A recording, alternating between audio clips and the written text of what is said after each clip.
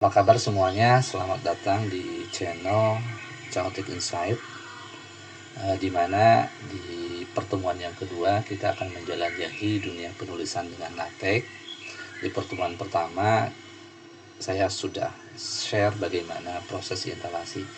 Jika kamu pernah merasa frustasi dengan format dokumen yang berantakan, kamu berada di tempat yang tepat, karena dengan menggunakan LaTeX ini sangat luar biasa untuk menuliskan dokumen, terutama untuk dokumen akademis, laporan, atau bahkan novel.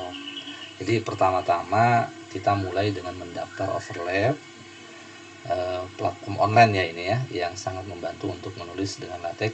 Cukup dengan membuka Overlap ya, linknya di sini Overlap.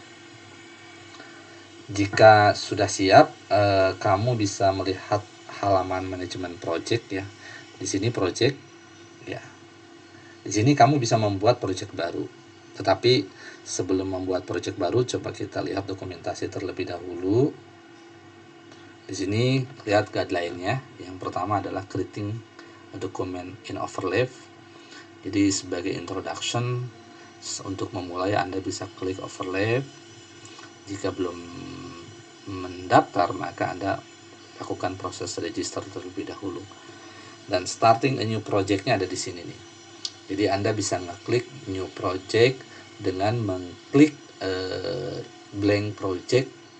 Sebetulnya di sini ada beberapa file, ada beberapa tombol, ada belum project, example project, upload project, dan import from GitHub. Langsung saja ya, coba kita akan masuk ke project, lalu klik new project, lalu klik blank project, kita namakan 01, ini pendahuluan, create. Jadi di sini ada 3 kolom. Kolom pertama itu nama filenya, yang kedua itu kode editornya, yang ketiga adalah kolom recompile-nya, hasil compile dari kode editor. Jadi kamu akan memiliki pilihan untuk memulai dari nol ya, atau menggunakan salah satu template yang sudah ada. Kalau ini sudah ada gitu ya, dengan menggunakan blank project, agar kamu bisa merasakan bagaimana menulis dengan LaTeX dari awal ya. Setelah itu beri nama projectnya tadi, ini nama pendahuluan, lalu klik create ya. Jika ingin ada perubahan, maka klik rename di sini ya. Contoh sederhana, misalkan kita akan menambahkan author nih. Author itu penulis ya. Misalkan saya tambahkan Saiful Rahman, lalu di sini recompile, maka sebelah kanannya akan berubah. Kalau terlalu kecil, coba kita akan ubah, nah gitu ya. Maka perubahan di sini mengakibatkan berubahnya di sebelah kanan ya. Ya, misalkan 75 ya, seperti ini.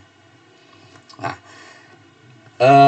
sekarang kamu akan dibawa ke editor. Disinilah jadi semua terjadi. Di dalam kode editor ini kamu akan melihat file dalam bentuk extensionnya teks yang bisa kamu edit. Jadi LaTeX menggunakan sinteks yang sedikit berbeda ya. Jadi jangan khawatir jika terlihat aneh. Yang pada awalnya kamu hanya perlu mengetikkan teksmu ya, dan LaTeX akan memformat untukmu ya. Misalnya untuk membuat teks tebal hanya dengan mengklik, tapi saya berikan contoh terlebih dahulu. Misalkan saya ambil dari Word ya, contoh dari Word. Nah ini misalkan saya ambil introduction-nya itu dari sini, copy, nah, misalkan sampai sini nih, copy, sini masukkan ke section. Nah, coba agak kecilkan lagi ya. Nah di sini Anda yang harus diperhatikan adalah di dalam introduction, ketika ada titik lalu paragraf baru, itu pemisahnya cukup ditambahkan satu ini. Saat antar paragrafnya harus dipisahkan. Jadi ketika di compile itu akan muncul seperti ini.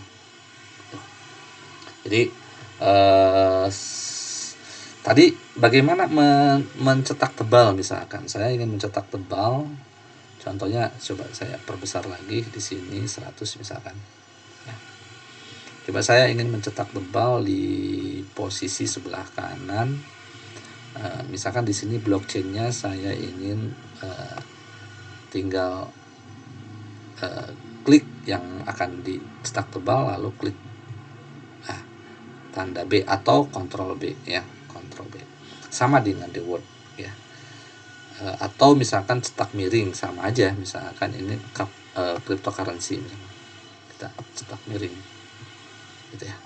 Jadi kalau di dalam LaTeX itu namanya text BF atau text IT. Jadi di recompile akan muncul seperti ini.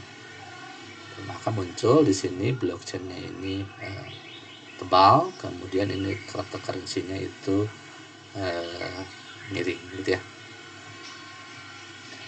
Setelah kamu menulis beberapa paragraf, jadi saatnya untuk menulis hasilnya. Jadi tadi sekali lagi, setiap Anda menuliskan paragraf di sebelah kiri terjadi perubahan, maka Anda lakukan recompile ya. Gitu ya. Jangan lupa like, subscribe, dan share video ini kalau kalian merasa bermanfaat. Sampai jumpa di sesi yang berikutnya.